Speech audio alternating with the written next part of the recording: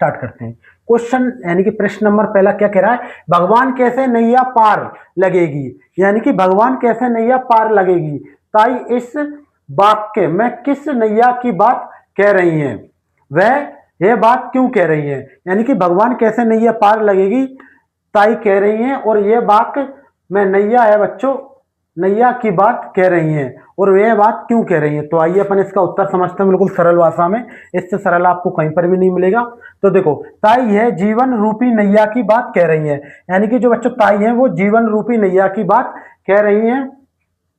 वह यह बात इसलिए कह रही है क्योंकि उनके उसके जीवन में बहुत दुख और कठिनाइयां हैं, उसके जीवन में बहुत दुख और कठिनाइयां हैं। उसे चिंता है कि वह इन परेशानियों का सामना कैसे करेगी और उसका जीवन कैसे चलेगा, इसलिए भगवान यह नैया कैसे पार लगेगी इस वाक्य का प्रयोग किया है। ठीक है, आया आपको समझ में। एक बार और समझते हैं, बिल्कुल ध्यान से देखेंगे। ताई यह जीवन रूपी नैया की बात कह रही है, वह यह बात इसलिए कह रही है क्योंकि उसके जीवन में बहुत दुख और कठिनाइयां हैं। उसे चिंता है कि वह इन परेशानियों का सामना कैसे करेगी और उसका जीवन कैसे चलेगा। ठीक है बच्चों, इसी के साथ देखते हैं नेक्स्ट क्वेश्चन नंबर आपका 2 रहने वाला है, बिल्कुल ध्यान से देखेंगे। प्रश्न नंबर 2, धीरे धीरे सब पराये हाथ में चला गया, इस वाक्य में किस घटना की ओर संकेत किया है। यानी कि बच्चों धीरे धीरे सब कुछ पराये हाथ में चला गया है, इस घटना का किस घटना की ओर संकेत किया है। तो अपन इसका उत्तर देखेंगे बिल्कुल सरल भाषा में, मात्र 2 लाइन में आपको याद हो जाएगा। तो देखो, इस वाक्य में देश की संपत्ति, व्यापार और शासन के धीरे धीरे अंग्रेजों के हाथ में चले जाने की घटना की ओर संकेत किया है। यानी कि इस वाक्य में बच्चों क्या, अपने जो देश है भारत, उसकी संपत्ति, भारत का व्यापार, शासन के धीरे धीरे अंग्रेजों के हाथ में चले जाने की घटना की ओर संकेत किया है। आया आपको समझ में। आइए चलते हैं अपन प्रश्न नंबर 3 की ओर, बिल्कुल ध्यान से समझेंगे बच्चों। आज चैनल पे न्यू हो तो चैनल को सब्सक्राइब कीजिए, और आपको अगर क्वेश्चन आंसर बहुत सरल लगते हैं तो प्लीज एक प्यारा सा कमेंट करके जरूर बता दीजिए, जिससे कि आपको और चैप्टर्स के इंपॉर्टेंट क्वेश्चन आंसर इसी तरह की सरल भाषा में प्रोवाइड करा सकें। तो देखेंगे प्रश्न नंबर 3, ताई की सारी ममता मिट्टू पर बरस पड़ी क्यों। यानी कि बच्चों जो ताई थी उसकी सारी ममता मिट्टू पर बरस पड़ी क्यों।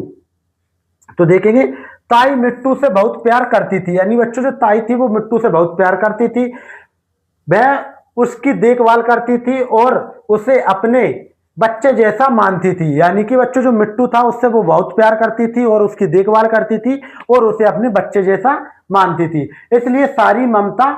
इसलिए उसकी सारी ममता मिट्टू पर बरस पड़ी। आया आपको समझ। देखो बहुत सरल है, अगर आप इसको अच्छे से समझते हो एक बार तो आपको बाद में भी याद करने की जरूरत नहीं पड़ेगी।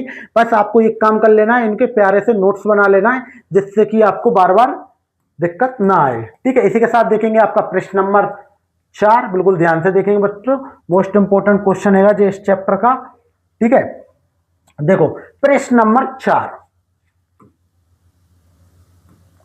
क्या है बच्चों। प्रश्न नंबर 4 में कि अब ताई को इस बात की पूरी जानकारी रहने लगी थी, यानी कि बच्चों जो ताई थी उसको अब इस बात की पूरी जानकारी रहने लगी थी कि किसके खेत में हरी मिर्ची तैयार हो गई और किस पेड़ में फसल के आखिरी अमरूद बचे हैं। इस वाक्य द्वारा ताई के व्यक्तित्व में आए परिवर्तन के विषय में क्या क्या पता चला है, परिवर्तनों के विषय में क्या क्या पता चला है। यानी कि बच्चों जो ताई थी उसका परिवर्तन हो चुका था, पहले उसको इन सभी चीजों के बारे में कुछ भी पता नहीं था कि कौन से खेत में किस फसल उग रही है और कौन से पेड़ पर जो आखिरी फसल के फल बचे हैं, जो कुछ भी पता नहीं था, लेकिन उसमें परिवर्तन आ गए थे। तो उसके विषय में क्या क्या पता चला है, तो बिल्कुल ध्यान से देखेंगे। तो इस काव्य से इस वाक्य से पता चलता है कि ताई के स्वभाव और व्यक्तित्व में बड़ा परिवर्तन आ गया है। यानी कि इस वाक्य से पता चलता है कि जो ताई थी उसके स्वभाव व्यक्तित्व में बड़ा परिवर्तन आ गया है। पहले वे केवल अपने काम तक सीमित रहती थी, पहले बच्चों को क्या करती थी, अपने काम तक सीमित रहती थी, लेकिन अब उन्हें गांव और खेत की पूरी जानकारी रहने लगी थी, लेकिन अब उसे गांव और खेत की पूरी जानकारी रहने लगी थी। अब देखेंगे ताई के व्यक्तित्व में आए परिवर्तन कुछ इस प्रकार हैं, तो जो इंपॉर्टेंट है स्टार बना दिए मैंने, इनको अच्छे से याद कर लेना कि वे अधिक जागरूक और समझदार हो गई थी। यानी कि बच्चों जो ताई थी वो अधिक क्या हो गई थी, जागरूक हो गई थी और समझदार हो गई थी। ठीक है, उन्हें किसान और फसल की चिंता रहने लगी थी। यानी कि उन्हें जो किसान थे बच्चों, उनकी और फसल की चिंता रहने लगी थी। ठीक है, तो ये था आपका क्वेश्चन नंबर 4। इसको अच्छे से लिख लेना है और नोट डाउन कर लेना है अपनी अपनी कॉपी में। इसी के साथ समझते हैं क्वेश्चन नंबर 5। बिल्कुल ध्यान से समझते चलेंगे एक एक करके, बहुत ही सरल और इंपॉर्टेंट क्वेश्चन है आपके। ठीक है, बहुत ही शानदार, इससे शानदार आपको कहीं पर भी नहीं मिलेंगे। ठीक है, तो स्टार लगा लीजिए इस पे 3 कि जगन मास्टर दूसरे मिजाज के आदमी थे। यानी कि जो मास्टर जी थे बच्चों जगन, वो दूसरे मिजाज के आदमी थे। जगन मास्टर का व्यक्तित्व कैसा था, कहानी के उदाहरण देकर स्पष्ट कीजिए। यानी कहानी में जो उदाहरण थे उनके द्वारा आपको जो क्वेश्चन का आंसर स्पष्ट करना है। तो बिल्कुल ध्यान से समझेंगे प्यारे बच्चों। तो देखो, जगन मास्टर अच्छे और दयालु इंसान थे। जगन मास्टर सबसे पहले क्या थे बच्चों, अच्छे और दयालु इंसान थे। वे बच्चों से प्यार करते थे और उन्हें अच्छी शिक्षा देते थे। वे बच्चों से प्यार करते थे, ठीक है, और उन्हें अच्छी शिक्षा देते थे। वे ईमानदार और मेहनती थे। यानी जो जगन मास्टर थे वो ईमानदार और मेहनती भी थे बच्चों। कहानी के उदाहरण देखेंगे बच्चों, इंपॉर्टेंट है। कहानी में दिखाया गया है कि वे सभी की मदद करते थे और सबके साथ अच्छा व्यवहार करते थे। यानी कि बच्चों कहानी में क्या दिखाया गया है कि वे सभी की मदद करते थे और सबके साथ अच्छा व्यवहार करते थे। इसलिए गांव के लोग उनका सम्मान करते थे। इसलिए जो गांव के लोग थे वो उनका सम्मान करते थे।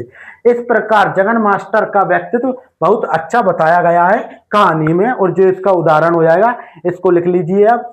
ठीक है, अगर कोई भी डाउट आता है तो आप कमेंट करके पूछ सकते हैं। और चैनल एस4 सुमित स्टडी सिर्फ हिंदी पे न्यू हो तो चैनल को सब्सक्राइब कीजिए। इसी के साथ चलते हैं अपन क्वेश्चन नंबर 6 की ओर। तो बिल्कुल ध्यान से समझेंगे क्वेश्चन नंबर 6 क्या कह रहा है बच्चों। इसको थोड़ा जूम कर लेंगे, नहीं कर रहे, इतना ही ठीक है। ठीक है, क्वेश्चन नंबर देखेंगे 6 क्या कह रहा है इसमें। क्वेश्चन नंबर 6 कि कहानी का शीर्षक संवादहीन किसके लिए सबसे अधिक सार्थक प्रतीत होता है। यानी कि बच्चों अपना जो चैप्टर रहेगा संवादहीन, वो किसके लिए सबसे अधिक प्रभावित होता है। यानी कि उसमें एक बहुत सारे पात्र थे, ताई थी, मास्टर जगन था, तोता, मिट्टू। इनमें से संवादहीन किसके लिए सबसे अधिक प्रतीत होता है, सार्थक प्रतीत होता है। तो सबसे पहले थी ताई, जगन मास्टर, मिट्टू या नया तोता। कारण सहित स्पष्ट करना है। तो बच्चों इसका कारण भी देना है, तो इस पर 3 स्टार लगा लीजिए। बिल्कुल ध्यान से देखेंगे। तो कहानी का शीर्षक संवादहीन ताई के लिए सबसे अधिक सही लगता था। यानी कि जो आपका बच्चों क्या था, संवादहीन शीर्षक था, वो ताई के लिए सबसे अधिक सही लगता था। ताई बहुत अकेली थी। यानी कि बच्चों जो ताई थी वो बहुत अकेली थी। उसके पास बात करने वाला कोई नहीं था। उसके पास बात करने वाला भी कोई नहीं था। वह मिट्टू से बात करके अपना मन हल्का करती थी। यानी कि बच्चों जो उसके पास मिट्टू था उससे बात करके अपना